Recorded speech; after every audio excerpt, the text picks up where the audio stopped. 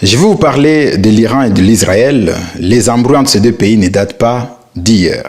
Mais là, l'Israël a frappé direct sur le sol iranien sans se cacher.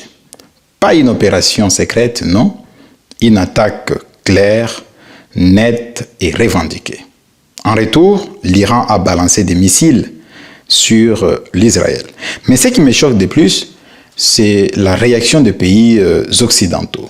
Quand l'Israël frappe, c'est normal, c'est de la défense, dit-on. Mais si c'est l'Iran ou un autre pays, là, c'est interdit.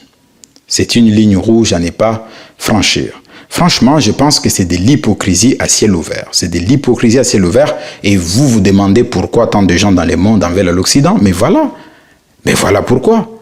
Voilà pourquoi.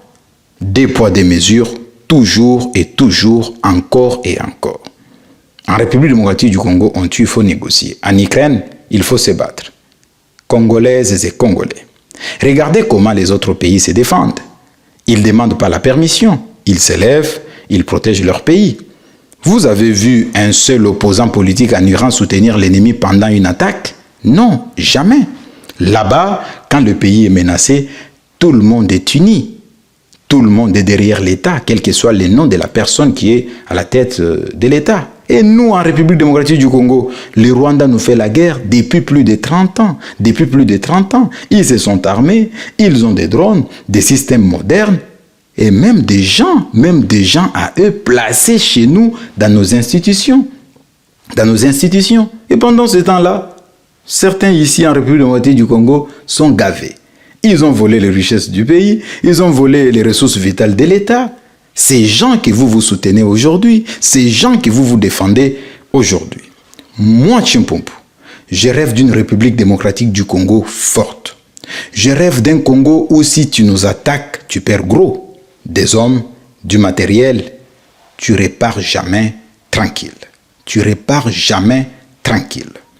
Je rêve d'un pays où toucher à notre territoire, c'est franchir une ligne rouge. Et la réponse, elle sera non seulement immédiate, mais aussi irréparable. Je dis bien irréparable.